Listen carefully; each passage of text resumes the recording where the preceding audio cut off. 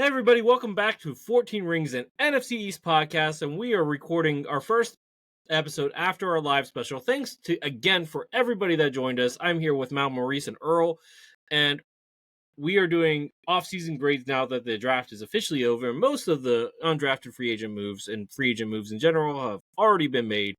So with that in mind, we're doing off-season grades for the next couple episodes, and we're starting out with the team that has the most Super Bowls and arguably some of the most controversial picks in the first round, or pick in the first round. We're going to go with Earl. Controversial? It is controversial. You had to talk to your conscience about it. Dang, so what's controversial is that shirt you got on. But I'm going to go ahead and get... What do you mean shirt? It's W. It's a W. Who's it for? Washington. They ain't controversial. Not right now, anyway. The football wizards. Oh, my gosh. Here we the go. Whippersnappers. The whippersnappers. Let's go. The Kickatans. All right. All jokes aside, much love, brother. All right. Mm-hmm. We're going to talk about the Dallas Cowboy free agency on the grade I have for that. I'm going to give the grade overall a C+. I felt like most of these guys, they're either camp bodies or they're going to be depth pieces to add depth to the main roster and the team as a whole. Where I think this is the most I've seen them active the last couple of years, where they really made the fans like sour. I'm talking like a bad sour where it's like they're eating worms in the ground, like bad. So basically what they were trying to do is really just kind of liken their guy philosophy to the point that bringing in guys to add depth, but also compete. Got a new coaching staff, as well as just trying to make things a little easier for the coach as a whole. I'm going to go through some of the free agency moves that we were able to do in the offseason, where Jordan Lewis, DeMarcus Lawrence, and Chauncey Golston, they all signed with different teams, where Golston signed with the Giants, Jay Lou signed with the Jags, and DeMarcus Lawrence signed with the Sea Chickens. And basically with that, you left guys in line for Marshawn Nealon to take that step. We re-signed Dante Fowler Jr. to a 1-year deal where he was a premier pass rusher and he would always work around the edge. He's a movable piece. And I think Eberflus is going to love that a lot, especially with Nealon, on how he can be that next step to be that big presence on the DN. Where we've also made a couple of trades where we traded with the Bears to get Jack Sanborn. He's a linebacker that a lot of Bears fans were really upset on leaving. So I got a chance to look at some of his tape. Not too bad.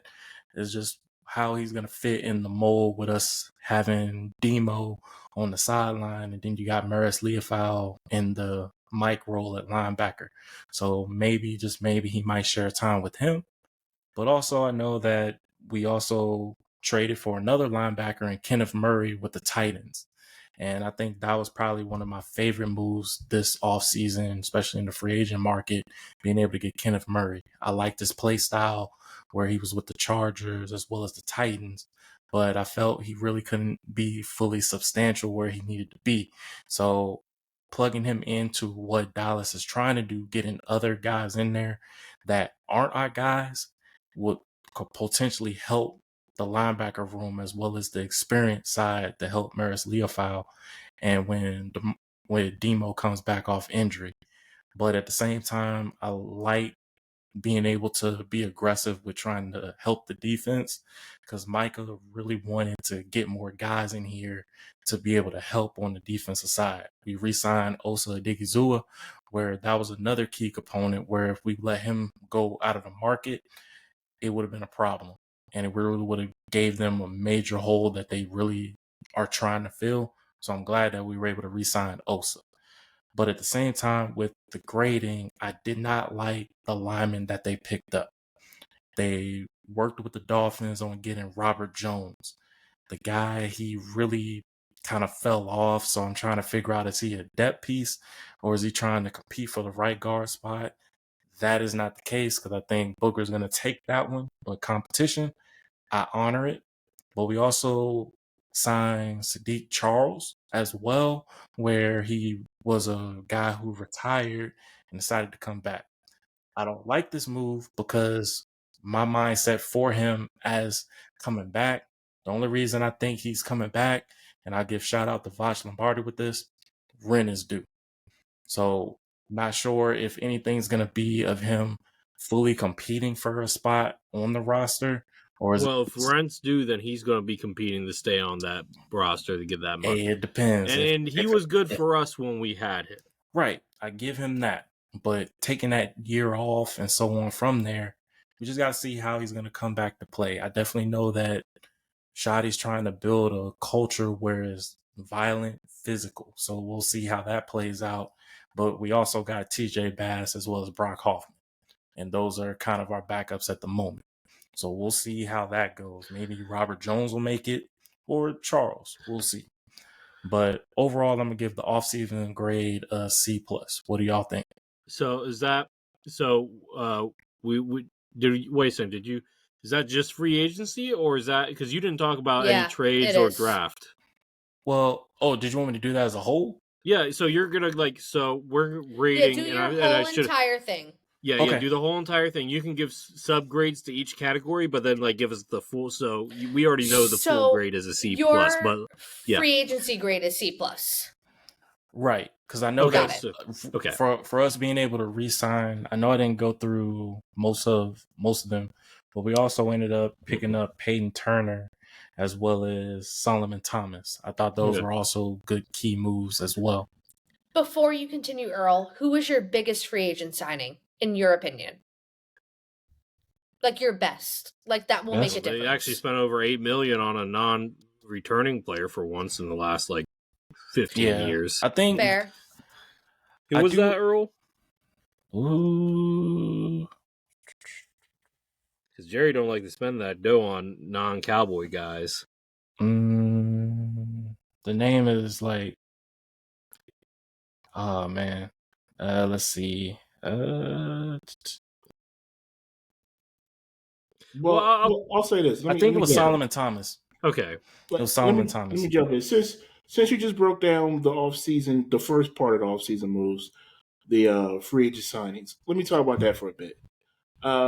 I gave you guys a grade on the curve because as of now, you haven't signed your most important player That's yet. true. You haven't signed yet. And that's I will curve that because that's a fault. And Jerry should do it immediately. Oh, I should have done it. The value is only going to go up. It's only going to go up for Micah. So I add that in. Plus, I add in because I really thought Joe Milton was a good pickup. Yeah, I was gonna. That's a trade. That's a trade. We'll get to trades. Okay. I'm sorry. But overall, I'll give it a B-, just because for free agent moves. Okay. Yeah. Okay. If you guys would have re-signed Michael Parsons, I would have given it an A. Okay. Yeah, I agree. I agree completely. Now I'm going to give it a C. You guys didn't. I don't know if you guys got any true starters in free agency outside of Solomon Thomas. These guys, like you said. I mean, Kenneth Murray was a starter wherever he went. That's what Jerry does, though. Yeah, and he doesn't thrive in free agency. It's not what he does. It's his weakness as a GM. Yeah, it's free agency. Trades, he's okay at. Drafting, we know Jerry's good at. That's not. But free agency is his weak point. Well, you're also looking at a guy who's nearly 82 years old trying to make these moves, which is that's the bigger story. Yeah, we're not going to get into that. But I'll give you guys a C. I think you guys get a C. I did not like the running back moves at all. I just don't. At least you drafted somebody, and we'll get to the draft. Yeah, we'll get to that. Get to that. But Miles Sanders is washed. And Javonte Williams is a third running back on a good team. Well, we'll see how the Javonte Williams thing go, because from the looks of it, and then you guys lost Rico Dowdle starter for $6 million. You're telling me that we can keep Rico? Why would they do that though? Why not? Rico, because he was mid. He got over 1,000 yards as a mid guy who didn't even start getting touches until week 10. Where did it go though, Lucas? Where did it go? It's not like he's Saquon Barkley. I'm not saying that he's Saquon Barkley, but you could afford him for $6 million. Yeah, but you know what? We'll get into it. I'm I'm gonna sorry, say Earl. this about I'm going to Rico. defend you for a second. Go Rico ahead. Dowdle, they can get the same production out of who they drafted. I agree. Okay. It's that's worth fair. That's all fair. I'm saying. And then, Well, Earl, you continue. And the reason why they probably didn't re-sign him was that this was his first season playing at full health. All the other times he was with Dallas, he fully hasn't taken that role to take that step. This time around, it was a split carry between him and Zeke, and fans wanted Zeke out to give Rico a shot. He thrived when it needed to be, but it wasn't enough to earn him a contract. And I think they were leaning towards a different direction. Like, he's an in-house guy. He's supposed to be one of the sons of the Cowboys. I know you like using that. Honestly, with that, Lucas, why I'm glad you mentioned that. I'm sick of our guys' philosophy. Like, it has killed multiple seasons that I could have saw this team make it to the promised land over the our guys' philosophy. Yeah, 12-5. That's nice. But it's what you do in the big games. Those players that got you to the 12-5, where were they most in the big games that mattered the most? Now, if you had guys that weren't your sons in here playing, then you could see the production go that they could probably be the catalyst to get you over the hump. And here's the other thing, like, to go to free agency, you guys are still linked to free agent wide receivers, Keenan Allen and former Cowboy Amari Cooper, who are both past their primes. Let's be polite about it, right? Like, they're not in their primes anymore. Have you actually watched the tape this past season? Keenan Allen? I seen Keenan Allen play against the Commanders. He did not. I'm talking about, like, through a wide range through the season. No, I have not done every game breakdown on Keenan Allen, but the numbers are there. Well, for both receivers suffer from the same thing, and that was bad quarterback play. Well, no. Amari went to Buffalo, but it was more of a run focus with James Cook. Well, I'm talking about his time with the Browns, really. But the Browns. Oh gosh, can we just Earl? I don't mean to steal your thunder here, but the Shador of it all. Can we No. Let me get this. Didn't you tell me that didn't Jerry, there was a rumor that Jerry was going to draft Shador? It's a rumor. There was a rumor the Eagles were drafting him. Yeah. I saw that too. Yeah. Well, he pretty much shot himself in the foot. That's more believable than the Cowboys, though. And actually, the Eagles did end up Well, we'll talk about the Eagles when we get to the Eagles. Yeah. Well, there's so much to talk about. Anyway, let's get to the trades. Ahead, Let's get to the trades. Let Earl talk. Let Earl talk. Jeez. Okay. So back to the free agency situation. You went to my news. I'll get back to that. Hold the thought for that. Okay. But for the free agency side, I like going with the C+ because if it's room that these guys shine, like they get their moment and they step up to the plate, who knows? I will bump the grade up. But for the meantime, where they are, there's a lot of ones that were like former first round talent, especially Peyton Turner. Now, it didn't work out like he anticipated, but at the same time, you got to see if he's going to be more of a depth piece. From the looks of what I've seen from this team, they got enough ends that you could run a 3-4, and I would not be mad about it. But that's for another time. I'm gonna go to the tongue tie. All right, I'm gonna go to the draft. I'm keeping that in, by the way. Just saying. Yeah, you would do that. Catch me in my falter. That wasn't even bad. You're good. All right. So trades, right? Yeah, the trades. I kind of talked on it a bit, where being able to pick up Kenneth Murray and Jack Sanborn, I think that was kind of like some depth moves where that was solid. That was solid. Like, I like that. And I was a fan of Kenneth Murray coming out of Oklahoma, and overall just seeing his style of play, because I was like, man, it's been a while since I've seen some nice linebacker play, because most of my guys dealt with LVE and he was mainly hurt. He was a hurt guy. But at the same time, I really wanted to have more guys in here who wasn't a son of the Cowboys to be able to play at the star, because I really believe being able to have that linebacker that could be a quarterback of a defense, that is very key. I didn't think LVE was that guy, where there was a potential time we could have gotten Bobby Wagner, but that didn't fall because LVE was the prodigal. He was basically the son, so they went with him, which hurt them. But I'm glad that they're stepping out of their comfort zone to bring in other linebackers who is not a son that would be able to help the team regardless. So bringing in Jack Sanborn, I like his style where he could work on special teams and then get some reps playing linebacker. And then Kenneth Murray, he can work with Maris Leofau. I think that would be nice for Leofau, getting a vet who's healthy and pretty much been consistent in his play to be able to work under Eberflus's scheme. So I did like that. Another trade is we traded with Buffalo to get Khalil Elam, where he's a corner that kind of fell off. He was a former first rounder, where out the jump, he would just come out guns blazing and everything. He's gotten playoff experience, especially going up against Pat Mahomes and the Chiefs and so on. He had some decent games there, but over the past couple of seasons, he's kind of fell off. He lost his speed. And for right now, just seeing with him being one of those outside corners, being on the boundary line, being able to be a corner, I could actually see him doing that. The only thing is he's got to work on his speed. He can get his speed back where I believe he can. Right now, he's currently training with a trainer in Dallas where he's currently trying to work on the speed to get him back to float. He's a corner that can come up to tackle. He's not afraid to tackle. And adding him to the team is something where he's got to go out there and earn the star. But at the same time, I like that Dallas were making moves to try to fit with some of their guys being on the shelf. Like Diggs, he's hurt. DeMarion Overshown, he's hurt. So being able to plug in guys just until these main guys come back will really help this team, but it also will help them grow as teammates to be able to work under the defense. So I did like those. Okay. But I would give those trades probably around just grade trades all together. Just all together. Yeah, grade them all together. I'm gonna give them a C+.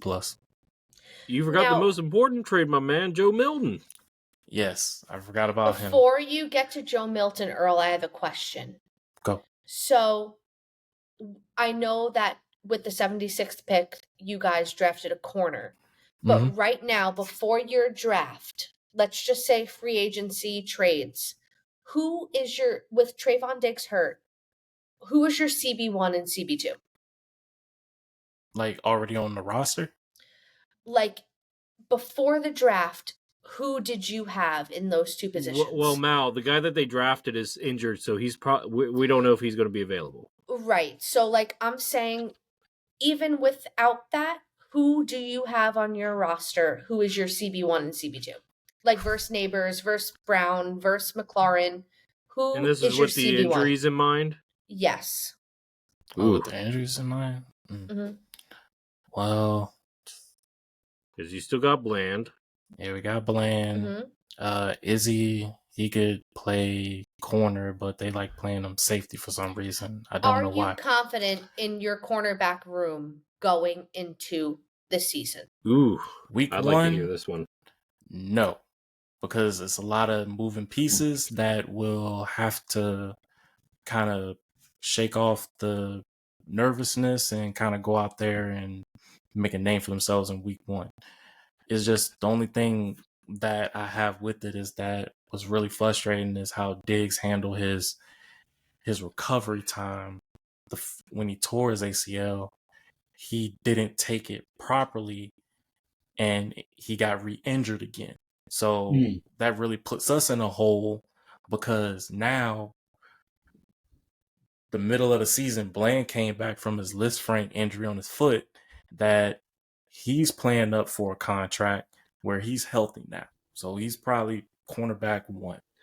But then on the other end, you pretty much traded for Khalil Elam, where if you want to put him at QB corner 2, I'm not sold on it, but if he's the only one that's healthy right now, I would put him there. I have a concern with the nickel spot because Lewis was our nickel and Bland normally plays the nickel. So you can't put him there. You got to move him to corner one. So those will probably be my two where I don't feel comfortable going into the beginning of the season. But if they shine and change a different tone, be my guest. But I think that before you continue, Earl, I just wanted to say I think that's the biggest weakness that I'm worried about for your team is your cornerback room. That's why I wish they would have addressed it in free agency, getting on the phone, working to try to get a veteran corner. There's corners out in this league that are very not happy with where they are. And if you can get a veteran presence, I heard that they were in talks with Stephon Gilmore. If you want to bring him back, that would definitely kind of help me with my confidence, is that he worked with Bland and so on. He could work with Elam. If you got him out there to at least play a corner two, I don't need him to be the corner one. I just need him to be there to be able to work with the guys there, to work on them. Because I think with him being on the roster 2 seasons ago, I think that really helped the secondary as a whole before them injuries kind of started to track after last season. So if they want to bring him back, that's fine. There's a Xavier Howard who's out on the market. No one signed this guy. Asante Samuel Jr., my choice, is still out there. Not sure what's going on there. And then another one is Jair Alexander. Like, they keep saying that they want to make trades, but I'm not believing anything until something's set in stone. It's just right now, you're tried on the phone, but did you get something done? But right now, if they're able to get one of those veteran corners in there, then I may feel a little bit better on how it goes from there. I'm just mad. I'm frustrated that Diggs really didn't take the training, the rehab seriously, because that's a very big thing. You just got your contract, bro. Like, you need to, I know you want to be out there on the field, but you got to take your time to get yourself back on the field, because you're going to re-injure again, which you did. So, it kind of puts us in a hole on what we need to do at the corner spot. I think I have a little more confidence in the safety room compared to the corner room. Well, let's get to the big trade that you guys made. Yes, we traded for Joe Milton. That was one guy that I was really excited about because I know that we needed a QB2. No offense to your boy, Lucas, but look, I'm okay with him surpassing my man Will Grier, because this guy, I think, can be a starter.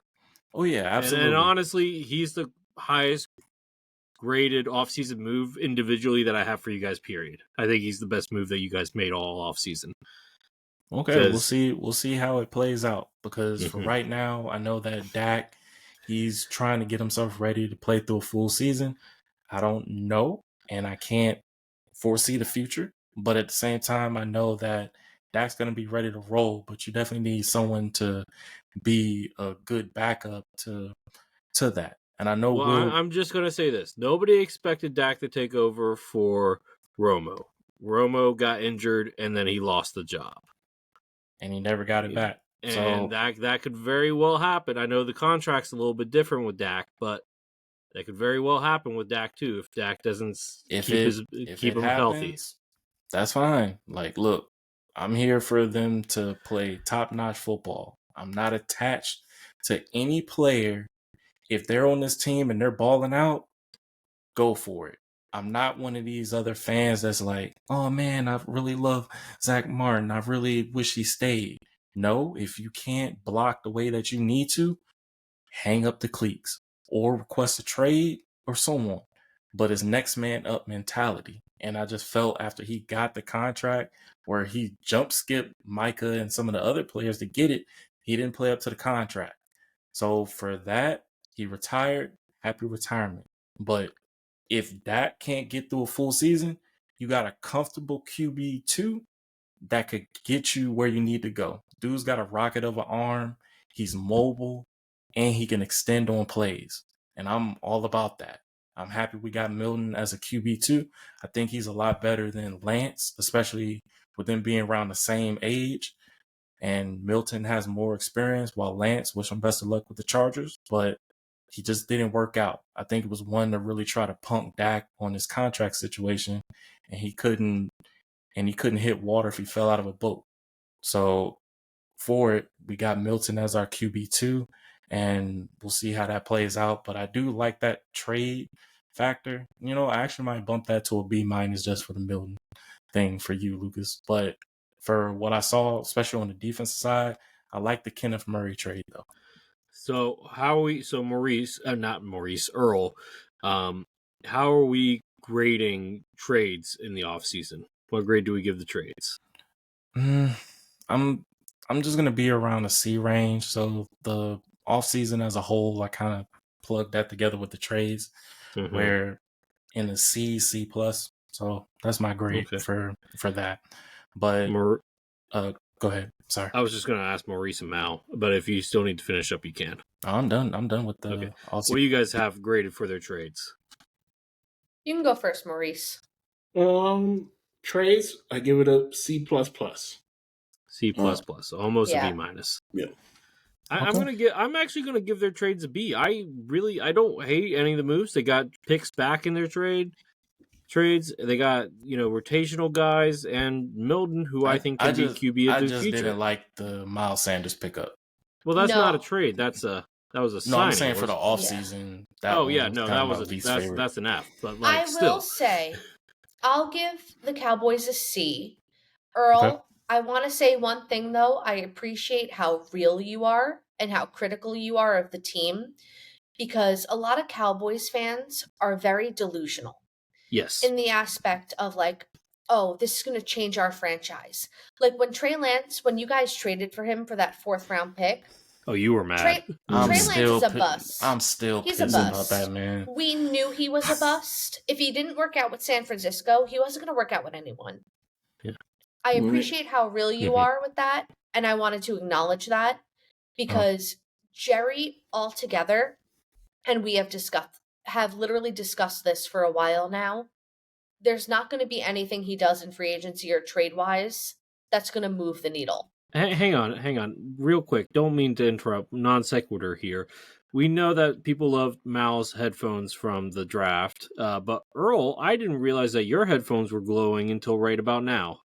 Really? Yeah, those are cool. Those are on his headphones. Yeah, those are cool. I thought mine were cool because they were skull candies. No, this guy has black lights on his back. Yeah, no, they're cool. All thanks to my queen. Oh, shout out to Autumn. Yeah. Earl's wifey of how many years now, Earl? 2. So sweet. Anyway, but last but not least. Oh, go ahead, Mal. I digress. Okay. C. Last but not least. Thanks, let's Mal. get. Maurice, did you get to put in your grade? I did. Okay. I can get to the draft now. Yes, sir. Let's get to the draft because you went slightly viral there. Mal did too, by the way. Shout out Mal. By the way, I don't know if you saw, but when the Giants traded back up into the first round, your clip on that got 2.5K views on Instagram. Wow. That wasn't Impressive. Me. That was Tucker. That was Tucker. Okay. Yeah. Okay. Tucker came in with his big head and took over the whole show. That's pretty much. Look, I mean, Tucker deserves to take over the show, but let's get back to the show and give Earl his due on this one because he definitely went viral too with his conscious talk. Yeah, man. I don't know. I think at that point in time, it was just more of just a frustration thing where from time to time emotional damage. I don't even know if it's emotional damage. It was just one where I was just like, Conscious, can you really help me with this? Because I'm just like, only the Conscious was thinking was dropping a rhyme, and he's just like, I don't know if I can help you. But I was like, but I need you. And you were mad because you thought that if you traded back, you could have gotten a pick. I'm going to be real, though. I thought Earl took a phone call. I didn't even know he was talking to himself. I thought somebody was in the room or something. I don't know. Me too. But that was more frustration on Earl's part than anything else. I think it's better than his last year's reaction during the draft. I'm going to punch if you imagine if I really would have punched a hole in the wall, like I would have had to pay for that. Because I don't think your wife would have appreciated that one. Yeah, no. I would have been Falco punch. Like it would have been bad. But yeah, with the draft as a whole, I honestly thought it was a turn for the worse after the third round, and I can admit with that, it was more of like I think I was just uncomfortable with the pick. But after doing some research on it and just seeing just what they're trying to do, I understood that there was a hidden message into these draft picks. They wanted to get physical, they wanted to create violence, but also have leadership mentality from the players that they picked up. And I think where they're trying to build a character, also a leader of champions, where it's to the point of just a culture set with the players that they're getting, and also with their undrafted free agents as well. I'm not sure if can I talk about that too? Or undrafted? Yeah, I mean, you could mention it. because we only got not double digit of them, so I just wanted to represent a few. Yeah, just shout out who you need to shout out. Will do. But at the same time, it was just more of just seeing where they were trying to go from the first pick, because that pick had to make sense to me. And after looking at the draft, the selections really made sense to me, where I know that they want to run the football and play some defense and stop the run. They definitely want to run the football. That's for sure. Absolutely. But I'm going to go with the first round pick, the one that really just had me having my conscience drop bars and try to help me, was Tyler Booker. Now, I like the pick, but I felt it was more of a reach at that 12th pick. Even if they traded back 2 spots and still got an extra draft pick, I wanted to have that extra pick because I felt getting him at 12 was a reach. And I think that's where I was kind of more mad at, because I believe if we didn't get Booker, I felt we would have been okay still trying to get one of those guys who can be someone to fit in that right guard spot with Dallas. Now, I didn't see it as a major hole when Zach Martin retired. 5. I have a question. Go ahead. I know that you're okay with the pick, but that's not who you were hoping would slide to the Cowboys originally, though, was it? Well, when I told you that Ted McMillan was off the board, trade back. I was all on board for trade back. And if we didn't get Ted, I was looking at Emeka Ibuka. He was originally my first pick. I do want to ask you, though, Earl, where do you think Tyler Booker should have been picked? Like, where would you have traded back to? When I look back at the draft and just saw where it was placed, if Dallas didn't get Booker, Miami was right behind him that was going to get him because they needed a guard. And they ended up getting Kenneth Grant, where it's not a bad pick, but I know they wanted Booker. So the more and more I was looking at how the draft placed out, I was like, okay, then maybe, this was good to get Booker there because he fits what the head coach Shoddy wanted. And there was a tug of war dealing with Brian Schottenheimer and Stephen Jones. Jerry wasn't in the middle of this, where Stephen Jones wanted to get the weapon, but at the same time, you're worrying about Matthew Golden, who was pretty much a 20 pick, where if we would have got him at 12, that would have been a major reach. Brian Schottenheimer wanted the guard. He wanted to get physical, because hearing him talk, why would you want to build on the outside in? Normally it's the inside out, where I knew that, okay, he wanted to set up something within the trenches that could help both the offense as well as the defense. And Tyler Booker, with what he can do with his brute strength, he can work on his athleticism a little bit more. But at the same time, having that guy there, he's definitely has that leadership mentality. But getting a chance to hear this dude, I think we got a sociopath on our hands with this guy. That's what I saw his interview with Micah too. That was crazy. And the more and more I was looking at it, I was like, okay, I understand what he's trying to do, but I also understand the scheme and image that Brian Schottenheimer wants to do. And he wants to try to move people off screen. And if that's where you want to try to do the setup and build within the trenches, I'm on board. I'm for Team Shoddy. I just didn't want this pick to be wasted. And now that I look at it, it wasn't a waste. But if we would have got him maybe a pick behind, I would have been cool. But with how the players fell, it was like, okay, we would not have got this dude, but I'm glad we got him. The second round pick that I think was one of the 2 steals that I felt within this draft. We ended up having 9 picks, but at the same time, this first pick in the second round with Donovan Ezeraku, I thought this brother was going to go in the first. Yeah, I did too. And looking at him falling for some reason, because it really felt like the weapon started to go off the board. And I was like, oh man, I'm not going to get this weapon. Even after the first round pick, I was like, we're not getting a receiver. At that point, I knew it was over. So Yeah, there next was a thing run of running backs in the early second round. Absolutely. And the Because I know you wanted Quinyon Junkins. Jenkins? Yeah. Yes. I would have wanted him or Travion Henderson. And it kind of leaned to the third round pick on the reason why I felt I wasn't sure where this team was going with their picks, where running back was a must because you got the guard. You need to get these running backs. But looking at the defensive side, I was like, well, you had to choose between CeeDee Lamb or Micah to try to get some help with him. And Ezeraku was that guy. Now, back in the ACC, this guy led all around with the tackles, but also leading with 16 and a half sacks. And with his 6'2", 240 range, he was a major presence. And being able to pair that with what Micah can do on the other end and have this dude on the other, we just got this brother help and we could run terror. Yeah, look, So I'm it happy is a with great the pick. Ezeraku pick. That was my first steal of the draft. Yeah, with that, you have the second best defensive line in the division. I knew that was coming at some point. I'm just saying. She's not wrong. She's not wrong. Hey, and listen, you know what? That's not even a bad thing because I think that, and you know what? I'm going to throw shade at Lucas and Maurice here for a minute, okay? Because you know what? I don't ever get to talk my ish. So I'm going to talk my ish right now. Earl. Mal's been down for a long time. Yes, I've been down so bad. So, but you know what? Nothing even translated yet. But while we're in delusion land, I'm going to live in my delusion.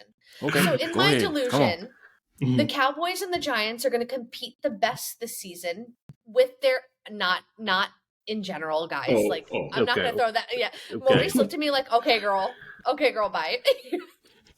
I meant with our defensive line.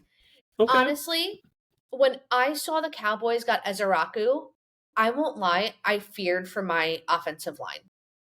Micah and Ezeraku is going to be a little bit of a problem. Mm-hmm.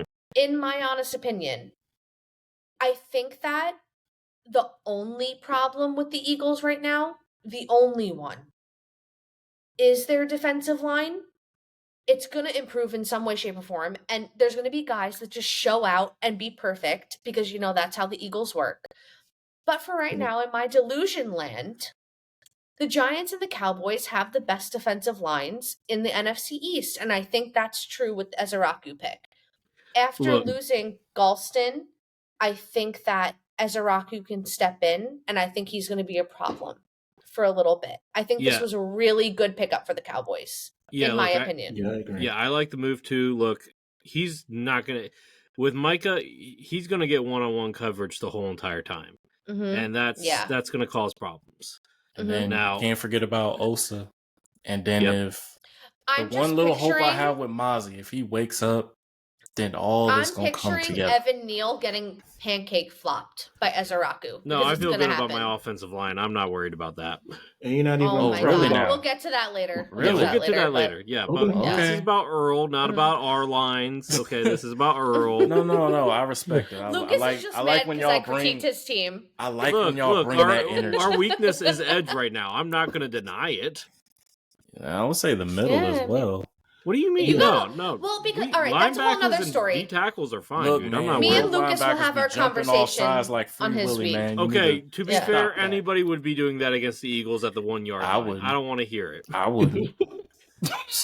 Yeah, sure. After the first time, fool me once. After the second time, shame on me. Any other picks? Let's do. Okay. Let Maurice talk. Maurice, what do you have to say? Before Earl continues, Ezeraku was a player I was looking at. The same Lucas here. was looking at. We were both looking at him. So for you guys to get him in the second round, I thought that was a steal. Yeah, that was one of my favorite steals as a whole. But for him, the amount of edges we have on this roster, I'm like, man, I just want a 3-4, if anything, because you can interchange the pieces.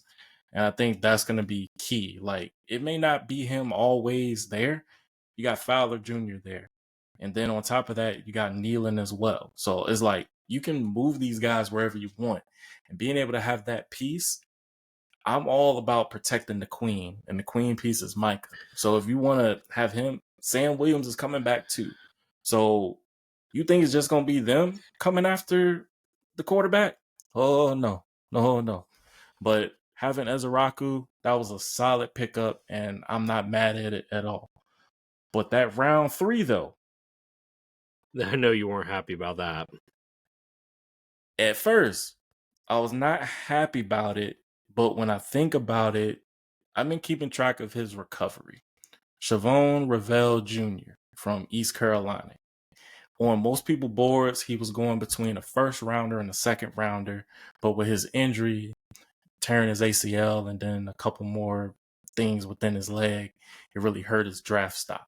But being able to get him in the third round, I think that was another steal because there was a lot of corners there, but some of them were getting snatched up. So being able to get your corner there, I would take Ravel over Will Johnson any day. Like you can't teach a guy. That's a hot take. Will Really? Johnson dropped almost as heavily as, a QB that you guys don't want to talk about. Yeah, like which one? Oh well, we'll get to that. Cold Buffalo. But with Ravel, I think for him, I just don't want him to be rushed back. I know Stephen Jones is running his mouth saying he'll be ready by week 1. Stop the cap, bro. Like, this dude had a major injury. But my thing was, why would we draft a hurt guy for a hurt guy on the show? Now, I would have took a different corner. I would have took Ben Morrison, or if Will Johnson didn't have the injury and he didn't run his 40, so he didn't even run at his pro day. So I really couldn't see. It was a mystery on what took place with Will Johnson there. So Ravel having his 6'2", 195 range, like that's a prototypical corner that you want. And the dude's work ethic is phenomenal. Like, when he was younger, he got into a car accident. He had to get 35 stitches. Then on top of that, he really didn't get a D1 scholarship, so he had to work at Amazon just to pay through East Carolina to get to school and so on. So he had to work his way up. So I'm going to root for that dude because I want him to succeed. But his upside, if he's able to get fully healthy, we got by far one of the best corners in the draft that off an injury that really hindered him, he healed up nicely that and become a worthy asset to wear the star for us. So over time, thinking about the potential, I'm going to ride on the potential for right now because for the moment, I don't need him to step out there week 1. I just want him to get healthy. But I do like getting him in the third because I know a lot of people might have had him on their board. The next pick that we ended up getting in the 5th round, because all our 4th rounds went to a quarterback that couldn't throw his way out of a paper bag, and then the receiver that we have now for 4th round picks. It just hurt me seeing that all these guys was going in the 4th round. I was twitching because I was like, man, we're not going to get a weapon, and I just need a running back. And the football guys was like, don't worry, my child. We got you. And next thing you know, Jaden Blue fell to the 5th round. And I was like, Mazza, that's fantastic. I was so happy. I almost did a spin-a-rooney because I knew that we really haven't had a speed back in a while. So being able to have a guy that ran a 4.25 at his pro day, technically ran a 4.3 at his combine, he can do different things as a running back. I just need him to clean up the fumbles, but he's really good at catching the ball out the backfield, being a receiver. He has 6 receiving touchdowns this past season, and with his speed, you can't teach that. And at the same time, if we really want to go with running the football, he's going to be your home run hitter. And I'm okay with that, but I definitely want him to work to earn that star to be there. Nothing handed to him. Go out there and earn it. But a lot of people really like this pick, and I like it as well. The next pick we traded with Arizona to move up, losing 2 picks to get linebacker Shamar James from Florida. He's a linebacker that didn't run well. He ran a 4.69 at the 40, but watching this guy play the past season and the following season, this dude was all over the place. And even if his speed didn't show, his game speed and tempo was there. He was out there covering receivers in the slot, covering the tight ends. He was in there for a pursuit. He was hitting the A gaps. He was just all over the place. And I love that within the linebacker position, because if you're able to play all around the field, it means they can't scheme against you.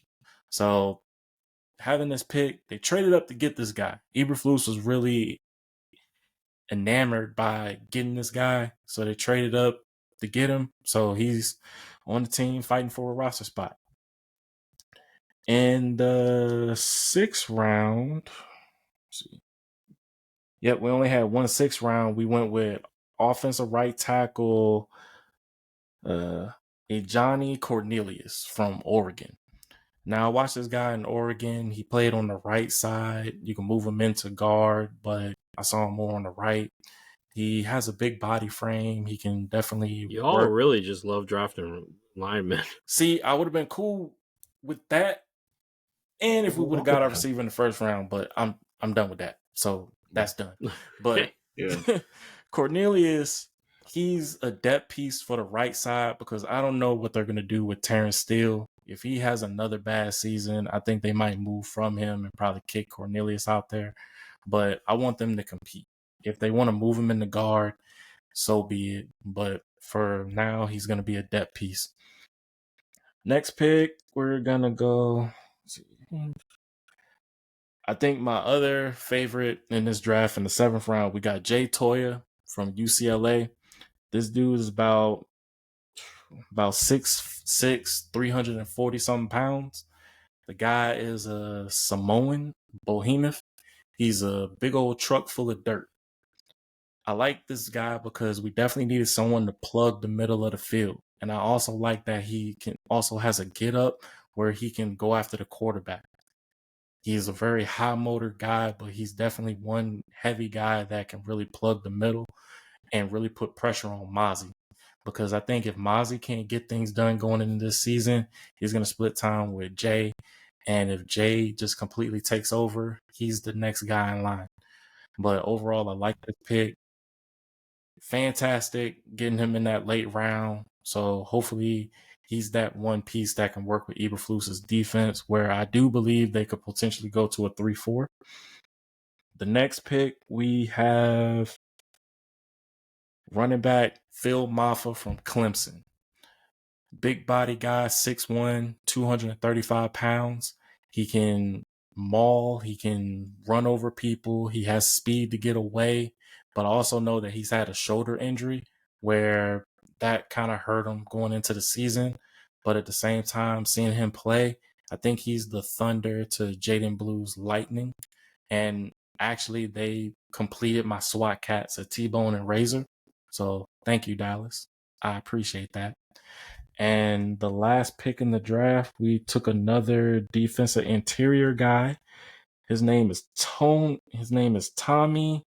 Akimiso Sote, but I'm just going to call him Tommy A because I fumbled that thing multiple times.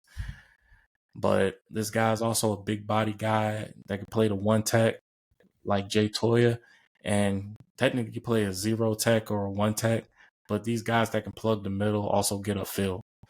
Overall, as a whole, with the draft, I give it a B+.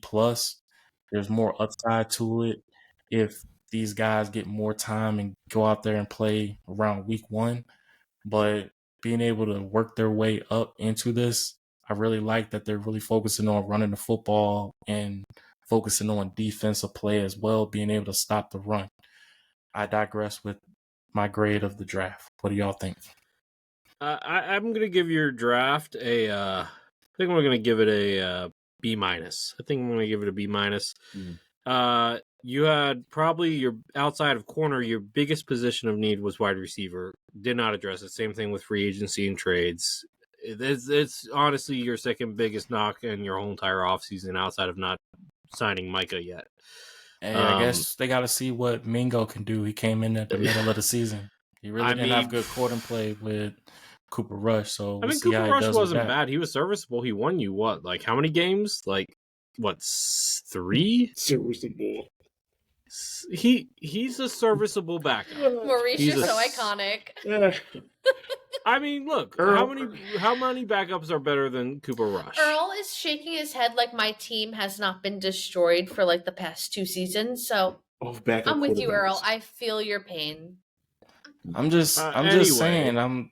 Look, he did a serviceable job when he needed to, but when he started getting that sugar eye, passing the ball, knowing your arm is a noodle, instead of just handing the ball off, then he would have been even more of a potential backup. But when you have this guy trying to throw the ball 30, 40 times, you're going to not get the results that you want. So was that his fault or was that scheming on Mike McCarthy? Another question for another day, I suppose. Another question for another day. Maurice and Mal, what do you give the draft? I'll jump in before Mal goes. I already stated during the live draft, I already stated how I felt about that first pick, Booker. Mm-hmm. I thought they could have traded back and still got him. Now, Agreed. That's not 100% guaranteed. You don't know if another team could have jumped in. The probabilities are high. Sure. You don't know. But I thought for where they picked at, which was 12, I thought they could have got more value for the draft pick. I thought Emeka Ibuka would have been the better option. Man, who you telling? Now, with that said, I agree with Lucas. You guys need one more weapon. I would have. You could have gotten a good running back in the 3rd round instead of waiting for Blue in the 4th. I wanted Caleb Johnson there, but when they took Shavon Ravel, that's what really just kind of made me just agitated, because when I saw the other running backs go, I was just like, yo, he was right there. Like, why didn't you take him? Now, Pittsburgh got him and is going to have a great time with him. And that was just that boiling point where I knew that you had a guy who was physical. You had a guy who can run. He was a bruiser.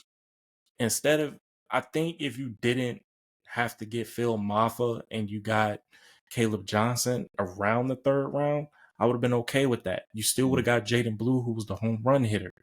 I'm cool with that. But I definitely know corner was a need because front office didn't get the corner in free agency like they needed to. So if they were going to make a trade to get it, I wouldn't have had to worry about corner. Fans wouldn't have had to worry about corner if they would have had the free agency there to get the corner and to get the wide receiver too. Now, I wouldn't have been pressuring to get a wide receiver too, and everybody's making a freaking point to get a wide receiver too, where if they would have addressed it in free agency like they were supposed to, then we wouldn't have had this conversation where I at least would have known that the Booker pick was like, okay, we need to shore up the right guard spot. Cool. 2nd round, we would have got our running back, or as Raku there, not mad at it. 3rd, you get your running back, and then everything else will fall into place. You wouldn't have to be pressed to go. Now, there's speculation that the Booker pick, they panicked after Tet or so on, where they didn't have any trade suitors to trade back down, which I can understand. But I don't know if they really was panicking, where I knew Shadi, that was the guy he wanted.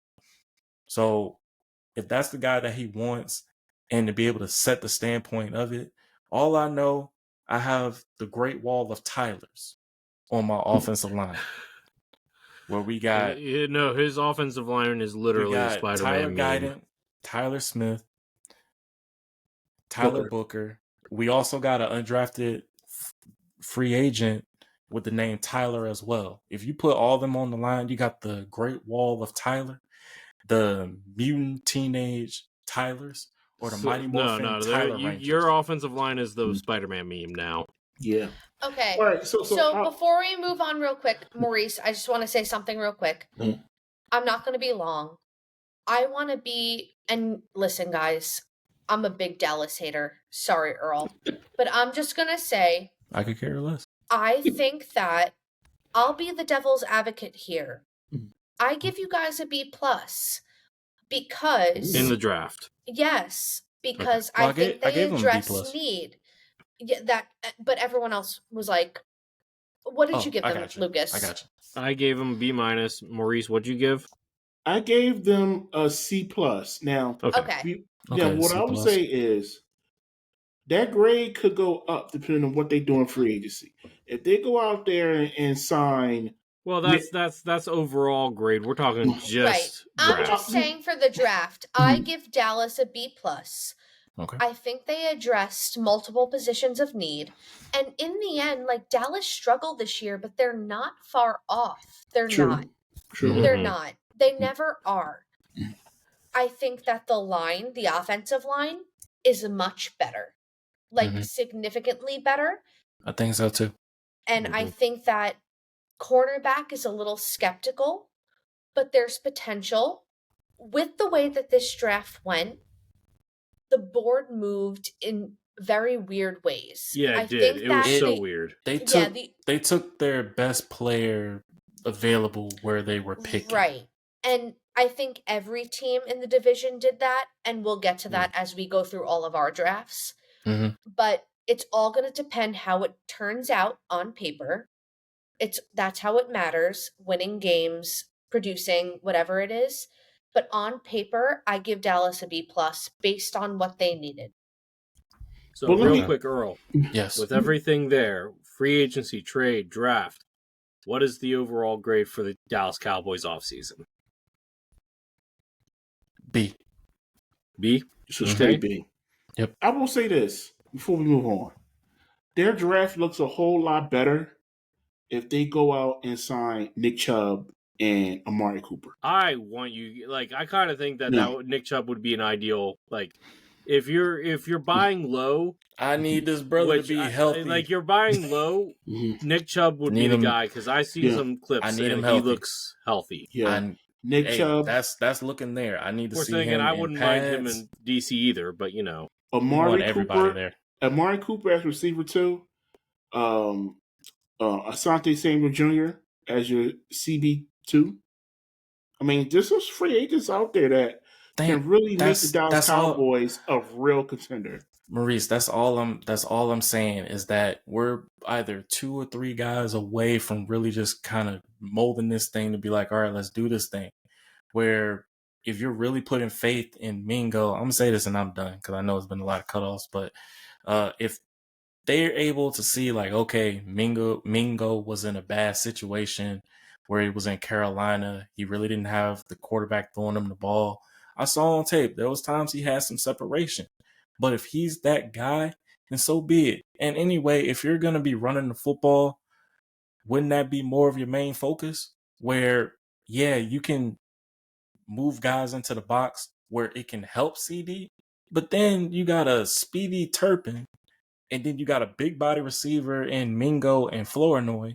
So if you really want to get physical, you can get physical. Now, if you want to take the top off the defense, you got 2 speed guys. You got Turpin and then Campbell. I don't even know if Campbell's going to make the team. But if you're going to get a veteran receiver in there, no doubt in my mind, I think that's going to help CD a lot. CD is the number 1 guy. I just need a 2. And right now, Tolbert really hasn't shown that he could be a true 2. And then if you're thinking Mingo can do it, this man really hasn't been consistent. So you got question marks on the rest of the receivers compared to CD. And the best way to put this is that CD Lamb is there, and you got all other workers from Toys R Us.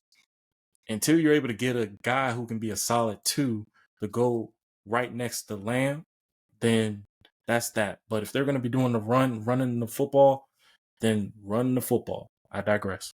Can I get to the team news now? Yeah, I think Matt. Wait a second. Well, we didn't give your overall offseason grade. Just real quick, guys. I'm going to give his team a C+ in the offseason. Averaging 3 out, I think C+ is fair. I'll give a B-. In the end, Earl, it's all going to depend on Shoddy. It all depends on coaching. That's all it depends on. That's it. C+ for me too. All right. All right, like Cowboys team news. Besides Jerry doing that whack dance during the draft, what else? Yeah, that was awful. He's Hey man, 82. let him dance, man. Out here looking like an old blueberry with that coat on and Old stuff. man yelling at a And cloud. can I just say that Mr. when I Burns. saw their draft room, I thought of $1 billion. And I can't tell you how many times I've heard people say that while everyone else is looking like some out of a FedEx delivery system. Oh, Their okay, stuff, so. I see what you did there. Okay, Yeah, okay. yeah, We got a yeah. new draft room this year, by the way, my man. Oh, but really? not the point. Does it look like Outback? I don't know. I don't know. We'll see. But Yeah, the team news for the Cowboys is that right now they're in talks with multiple teams about certain players, and two of them that I've heard, Keenan Allen, one in particular, reunion with Amari Cooper. If it happens, it happens. I'm just to the point now, instead of talking about it, I need some paper contract. I need whatever needs to be done for it. If you're going to get the corner, Jair Alexander, go ahead. By all means for it. But yeah, if you're going to say what you're going to do, then do it. Don't just kind of lead us out for stray and trying to get stuff. And yeah, that's that. But I also want to give a Ravel update is that right now he's currently running, like he's light running, trying to get going with certain things. So he's really trying to make a strong is he push. cutting yet? That I'm not so sure on. Really haven't seen him do it. He's going to be coming in. They're hoping he can come into training camp later where I'm just like, man, I just want this guy to heal up because I think this guy is when he starts to be able to cut, that's when you know he's close. Yeah. And I have an update with Diggs. He's right now doing the same thing, trying to get himself going. And Jerry took a shot at him over his just trying to take his rehab seriously. But that's pretty much it on the team news. All right. Mal, Giants. Yeah, brief synopsis. So Joe Shane picked up Kayvon Thibodeau's 5th-year option. That happened during the draft. Yep, he'll be there on the defensive line, which I'm very happy about. Evan Neal's 5th-year option was not picked up, which we all expected. Not surprised. Side note, I did see that he got to propose to his girlfriend. He did. Good for him. Live your life. We'll see how he does. She said yes, but yeah. I'm sure she did. She did. Congratulations, Evan Neal. I'm sure you have your lady. Yeah, there's a video of it. You should watch it sometime, Mal. I don't know what that means. No, but... it's pretty interesting. That's all I'm gonna say. I'm not trying to blast the guy, but it's Did he say no? No, but his how he asked was interesting. I'm just gonna say that. That makes sense. That makes sense. Did he say? Just watch the video. You can have it your way. No, just the. Just watch the video in your spare time, Mal. That's all. I sent it to you on Instagram. I will, but yeah. So Instagram is Evan Neal's worst enemy. That's what I'm gonna say. Yeah, he doesn't do well on social media. He's aura farming. But anyway, so Evan Neal was not picked up. I think that's all I have for the Giants for right now. Well, hold up. Didn't your first round pick try to get a number and was blocked? Why is that news? I'm not here for the whole relationship advice. He's trying to create drama, and we're not about the drama. Oh, wait. One more thing, though. I will say this on the pod. My GM's daughter was accused of leaking Shador's number for the prank call. Oh. She was leaked for it because the kid in the video was wearing an Ole Miss shirt, and my GM's daughter goes to Ole Miss. But Jeff Ulbrich's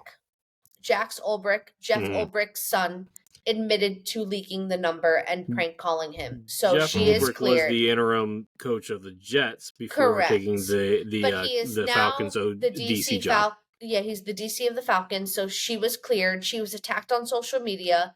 So everyone knows she is clear. Please do not come for her anymore. I didn't even know that. That's interesting. Yeah, that is interesting. So they accused the Giants immediately based on all that information. So please look into what you accuse of before you know the facts. That's all I'm saying. Fair enough. I digress. We move. Yeah, Commanders. So some big news here. Football's coming back to DC, guys. Arena Congratulations. is there's an Cool. agreement to have the arena built by 2030. It will be a dome. It is not clear if it will be retractable or not. There has been some can't say that word right now. I can't say it. I'm not going to say that. Preliminary. There have been got it. You're almost there. No, I'm not going to Tip do of it. the tongue. Come on. I might have to Take edit 3. that out. But anyway, there have been Preliminary. some sketches of it being a glass dome, which I find that very interesting. Be able to see the Washington Monument, all that stuff. Yeah, that's cool. We will, that's DC coming back to football is a big deal. It is the largest privately funded, construction deal in DC's history. I believe ownership is sponsoring around roughly, and I don't have the numbers in front of me, so forgive me if I get the numbers wrong here, but roughly 2.6 million of the 3.6 million needed to make this construction happen. Billion, not million. 3 billion. Wow, that's they're All trying I'm to gonna make say it one of is- the best. So it's not just the arena. They're gonna have houses being built here, civic centers, restaurants, all parking garage, all that stuff. The It's one about time. complaint that people are complaining about is the size of the parking garage is not nearly enough to support the amount of seats that are in the arena. But small potatoes there. Very excited to have them back. Going back to DC. Yeah, that is exciting for you guys because I definitely know a lot of people wanted to be back in DC. It's about time. Yeah, it's long It's overdue. about time. It's been like 30 years, right?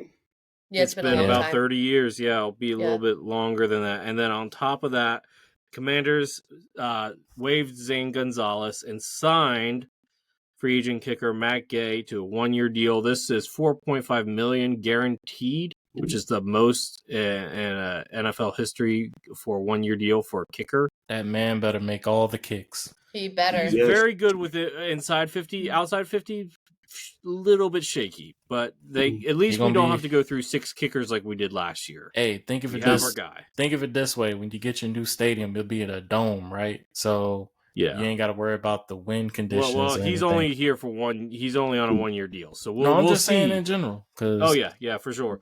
And it'd be cool if it was don't like retractable, kickers, but if so. not, it's I will say, yeah. I'm going to say this. Mhm. The only team in the NFC East to have a dome is going to be the Commanders. So no excuses. Okay. No excuses. No, No you're excuses. right. There is no excuses. Can't hate the kickers then. Can't hate on kickers. Let's just hope Absolutely. the Commanders build it so the sun doesn't beam down on the players. Put that some would. shades up. I think They that's Put some curtains up. Yeah, put them curtains, up, something like that. Yeah. Besides that, I don't really think there's too much here. I'll save the rest of it for when maybe there will be a jersey announcement or something by the time my off-season thing comes around. Maurice, you don't have too much. Nah, for the Eagles to celebrate their Super Bowl championship win, the team went to the White House. Good for them. And in other news, the Eagles have until May 2nd to pick up the 5th-year option on Jordan Davis. So this time I next expect week, them to. You do? I don't think it's a guarantee. I think don't his think they will. Got drafted. Yeah. I don't think it's a guarantee with this. Okay. I just think that their replacement. Yeah. But this time next week, we will know if the Eagles pick up the option on Jordan Davis. So besides that, that's it for Eagles news. So we kind of did our mailbag in the live episode. We did post another one, but nobody really commented on that, right, Maurice? So we can just move on. No, we can skip that, but we can dedicate a couple minutes to Shador and that whole. Yeah, let's take a. So I know this is an NFC East podcast, and there were rumors that maybe the Eagles or the Cowboys might have taken him in the 5th round, but so my understanding is talent evaluators were not nearly as high on him as we thought, but not even just that. They thought maybe he was a 2nd-round pick, but the main thing is he didn't interview well. He came in with an air of arrogance that maybe only the top picks get, and he did not. I heard a thing about Dable, how he interacted with Dable in an interview. Now, Mal, did you hear about that? Yeah, I did. You want to I'll give explain my that? take.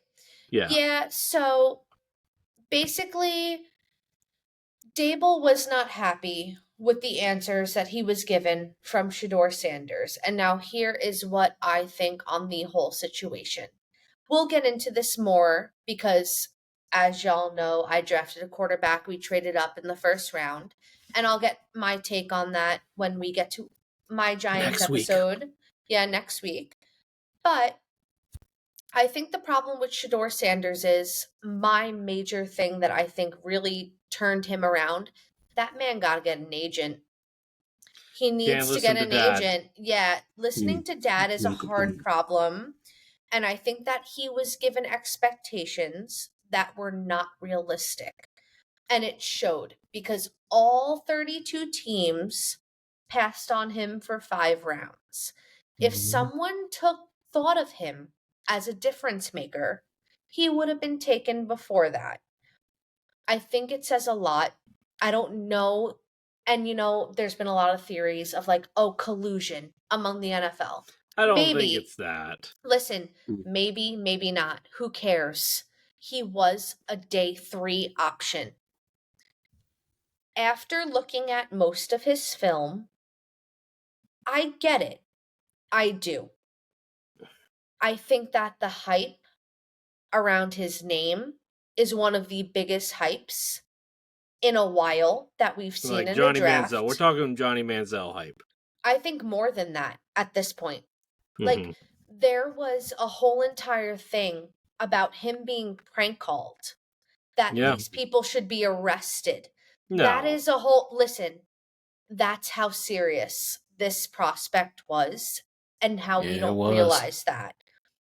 I think that in some way, shape, or form, maybe he should have been higher, but watching more, I'm glad my team didn't take that risk because of that.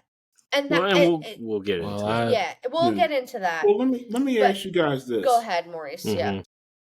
Do you guys think there were quarterbacks drafted before him that are actually better than Shedeur? Yeah. I think I do. I think there are quarterbacks that had higher potential than Shedeur. I think there are 2. I think there are only 2 that were. I think there are 3 quarterbacks that had higher potential.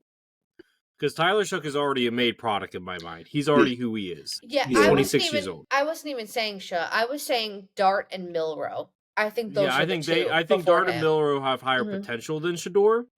I honestly am not super high on Cam Ward. Why? I'm not saying that he's bad. I just don't think I love Cam Ward. I think Cam Ward's going to be a star. I do. I'm gonna step in here. Cam Ward, he rightfully got that number 1 pick spot on what he was able to do at Washington State, as well as his year in Miami. You can't fault him for that. Yeah. The one thing that I could fault Shedeur on is that in that regard of the 2, they were either the 1-2 combo of quarterbacks. If he didn't listen to Deion on what needed to be done, where instead of him trying to go for this with Deion, he should have went for this for Shedeur. And him to sandbag on some of these interview questions to teams, it rubbed them the wrong way, in which what Mal had said. And through that, I'm just to the point, why would you do that? This is a one-time opportunity that you can get drafted. You got to take this thing seriously. And I really don't want other quarterbacks or whoever it might be the second in line of their family lineage to be in the league. Take it seriously. Go out there and get your name. I wouldn't want Shedeur to go out there trying to go after just because Deion is a Hall of Famer and stuff. I want him to go in there for Shedeur. Shiloh didn't run his mouth. Like he ended up getting signed as an undrafted, but really, you really just shot yourself in the foot on other teams. Like, you would have got drafted higher. He should have been a day 2 quarterback, right? He should have been a day 2, guys. For me, I think he could have been one if he really took it seriously. Yeah. And also you have to remember this too, and this could be a whole hour-long debate, but Maurice, I'm sorry for cutting you off. I'll say this and then I end my thought. if Shador wanted to be a day 2 quarterback, the issue is that he didn't play in a tough conference in college. So a lot of people are looking at that in some way, shape, or form. I don't think Shador was given the proper expectations when he came into this draft, hence why I said I think he really needs an agent. But in the end, I think Shador has a lot of raw talent. But I'm going to tell you guys this much based on Stefanski's and Andrew Berry's comments when they drafted him. I could very well see, and it sucks because it shouldn't be, I think that there's a potential he could be cut from Cleveland. I think so too. I can see it. I can see it Yeah. too. So it depends. I think this is a make or break point in his young career, right? Because they drafted a quarterback ahead of you, a guy who I don't think any of us believe is actually better than him, at least talent wise. Now you need to go into Cleveland and just put your nose to the grind. Don't make any waves. Don't try to be the culture setter. Don't try to do any of that. Just do your job. And if you can do your job, you have a chance to eventually, not week 1, but eventually win that starting job. But if you can't do your job and not make waves, then guess what? You're going to be out pretty quick because Cleveland did not look happy to draft you. No, they they not didn't. They sound already happy to had draft Dylan you. Gabriel. They have 5 quarterbacks in the roster. Yeah. Mm-hmm. So he has at least 2 of them are going to be gone because they can't. Well, Yeah. okay. Deshaun Watson's going to be on IR for the season, right? probably Or physically unable to play, whichever list is appropriate for him. Mm-hmm. So then you have 4 guys. Joe Flacco. He's going to stay because he knows the system and he's a vet, right? And he played well. So then you're really competing with a former first-round pick who, looked okay in Philly. Has up to he looked okay. He looked okay. I'm not saying that he looked great. Well, looked okay they didn't in Philly. pick up his 5th-year option. Well, Philly didn't want to probably pay the extra on that. Anyway, then you have a 3rd-round pick who you think higher on, and then they could trade Shador. They could cut Shador. They could trade this is all on him now. And I think that's enough time spending enough on Shador. Let's get back to our main stuff here. Yes. Yes, Earl, it's time for Who's that football player? Ding. This football player played with the New York Giants back in the 2009 season. This player had 42 receptions for 567 yards, 5 touchdowns, 1 carry for 16 yards, and 1 touchdown. Their career awards is a 1-time Super Bowl champ. Maurice, myself, who's that football player? Hakeem Nicks. Good guess. Earl, who do you think it is? He's going to get it. He's going to get it. know He it's a already tight knows end. it. He knows it is. He knows Go ahead. It's Speak. a tight end. Kevin Boss? Yes. I literally tried. Mal, you gotta throw people before he was born. That's the way you do it. No, I'm fair. Yeah. I I'm don't do 1950s. I don't do 1950s either. I mainly stick to the 80s or above, okay? But for Earl, I might go back to the 60s. Go ahead. I dare you. I double dare you. Go ahead. Well, let's go to the poll questions. There are 2. Yeah, we have 2. So let's see. No, we have 3. Really? Yeah. So how many more draft trades will the Eagles make after their first in the first round? Someone Fair said question. Yeah, that was Mo an in the said moment 1. poll question, but someone said 2. 1. Yeah, they made 2. 2. Yeah, they made 2, but everyone said 1. And then let's get to our Cowboys poll question, which was in the moment. Yeah, should the Cowboys draft Shador Sanders on day 3 of the draft? Most people said yes, but that obviously didn't happen. It almost did, apparently, though. Yeah, the Browns traded up to get him. I think I made this point when me, Earl, and Luke was on the phone. If the Cowboys didn't have Joe Milton, I thought they would have picked up Shador. Yeah, I think they would. Absolutely. But I didn't know about him sandbagging the questions. And I was going He didn't just sandbag the questions. My understanding is, when, for example, when Dable tried to correct him, he didn't receive that well. No, he didn't. That was the problem. Exactly. Mhm. Yeah, because I know Mhm. Dable He didn't like to be would've- corrected. I mean, I know look, that's the Dable problem hit when him you with that only get thing like coached he by did your dad. Daniels last Yeah. year. Right. Your dad coached you in high school and college at 3 different institutions. That's, Yeah. while that might be Yeah. good for some people, if you're uncoachable, then it's not going to work. Yeah. Right. Yeah, it was just a bad And now- situation for it. So Absolutely. So the most important question, which NFC East team had the best NFL draft? And so on Twitter, most people said the Giants. On Facebook, most people said the Eagles. Okay. So I think that will turn out I when say the we Giants. see it. I say the Giants. Based on need. I will say that too, but we have to see how everything turns out on the field. Fair enough. That's that. Lucas, go ahead. So we have a trivia question. The trivia question was... Earl, this is a Dallas Cowboys trivia question. Who were the 3 defensive players on the Dallas Cowboys in 1986 season? In the 1986 season, who had multiple interceptions? Ooh. I have no I idea. think I know this. Let's see if 86? Earl does. 86. I purposely chose a year that Earl was not alive in, but I not too think far I I know love back. how this. these questions are like now just directed towards. Pretty much. yeah, it's like a target on me, man. If Earl doesn't get this and Yes. I get this, I'm never It's letting like him it's live like this down. man, it's like what's on my I'm back? Is that excited a if Mal target? gets it in Earl. Good Mal, grief. I might just get you an extra. I might 3D print you something else if you do get it and he doesn't. If I get it right, can I get a 3D print? No, you get it right all the time. All right. Oh. Should I go first? Yeah, you go first, Mal. All right, because I was thinking about this in terms of like what their defense was. So I have Michael Downs. And I'm stuck. All right, so I'm going to go with my gut. Michael Downs, Mm-hmm. Ron Fellows, Mm-hmm. and Everson Walls. Maurice, who do you got? Whatever Mel said. And Earl?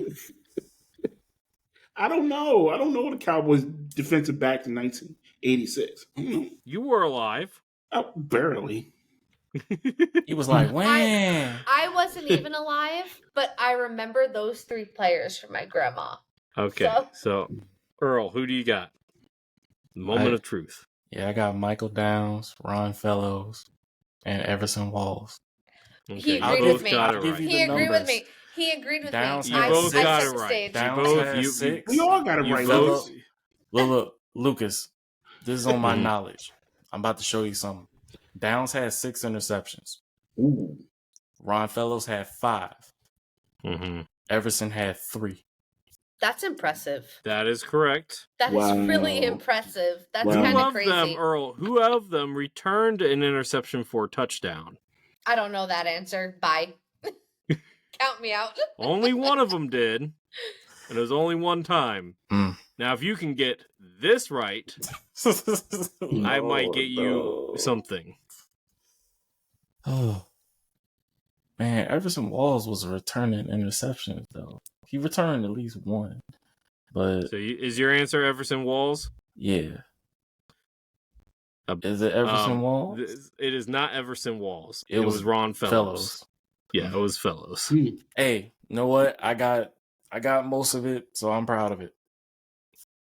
Do we have anything else? No, you I have don't know. trivia. I'm good Oh to no, go. trivia We done. just did Okay, trivia. I'm sorry, I'm losing my mind.